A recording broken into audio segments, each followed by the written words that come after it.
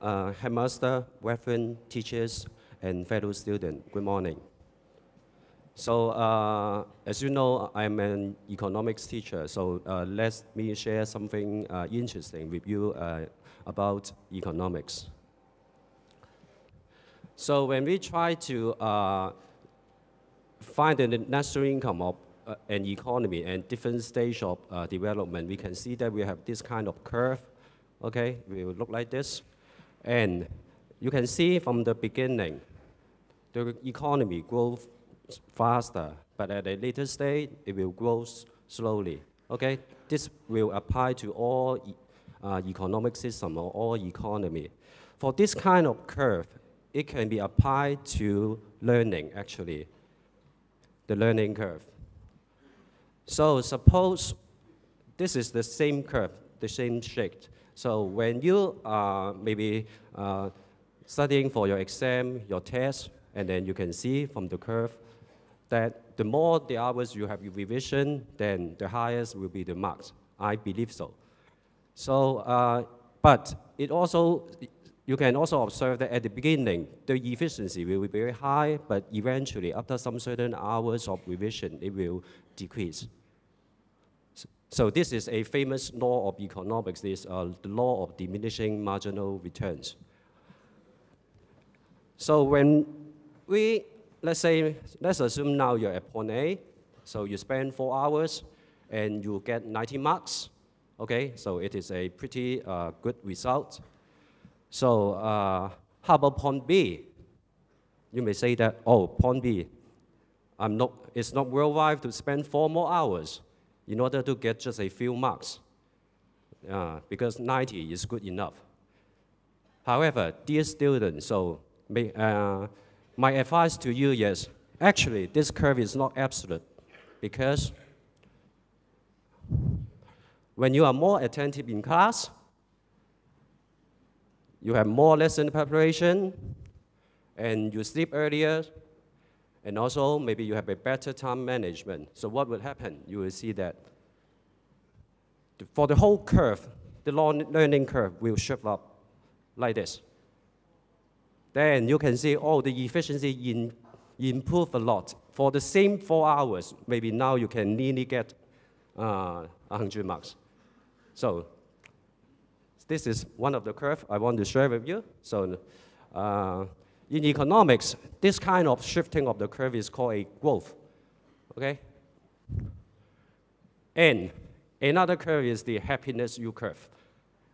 Some of you may heard about this. When we try to measure the happiness of the people at different stages of life, then the curve will look like this, a letter U.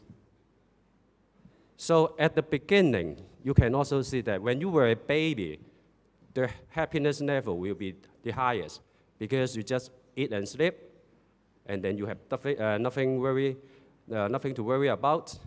When you grow older, okay, you move down the curve. Just like now, as a secondary student, your happiness level will decrease because maybe you worry about your physical appearance, your academic results, or the relationship with your classmates, etc. And the level of happiness will decrease to the bottom. And then most economists agree that the bottom point is at around the age of 40. So this is exactly the point where I am. You know, I'm now at the worst point, you know. So because you know that I need to worry about my children's education, I need to support the living of my parents, and I need to worry about my retirement. So, so much pressure. So you may say that, oh, Mr. Choi, I'm really sorry for you because now you are at the worst point. So maybe let's look at it from another point of view. So let me share with you a quotation from a book, A Tale of Two Cities, written by Charles Dickens. It's very famous. It was the best of times. It was the worst of times. What does this mean?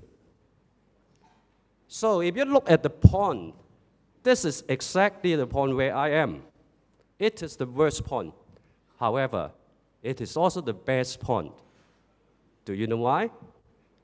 Because you can observe that what happens in the future will become better and better. And I will become happier and happier.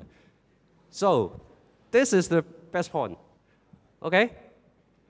So dear students, so when you are facing difficulties, or maybe you are depressed and you are in a situation that you think that you cannot go on any longer.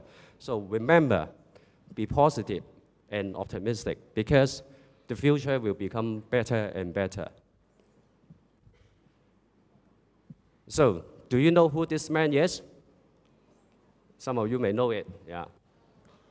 Yes, he's Warren Buffett, okay? So this is the statistics, the most updated statistic is he's the world's wealthiest person in 2008 and the third wealthiest in 2014. So someone asked him a question, hey, Warren, how can you accumulate such a huge amount of money through investment? And his reply is very interesting. Investment is like a snowball. The important thing is 5 wet snow and a really long hill. So what does this mean?